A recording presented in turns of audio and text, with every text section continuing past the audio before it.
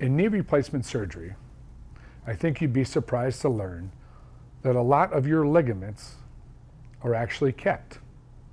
Some patients think a new hinge is placed in the knee when really new coverings are placed over the end of your thigh bone and the top of your shin bone.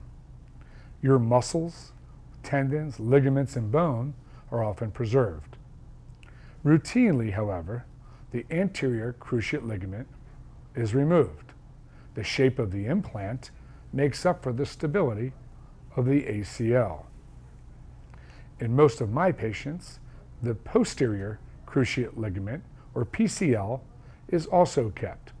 In rare occasions, and for some surgeons, the PCL is removed. The stability of the new knee is provided by the ligaments on the inside and outside of your knee and are kept so you can perform activities you enjoy.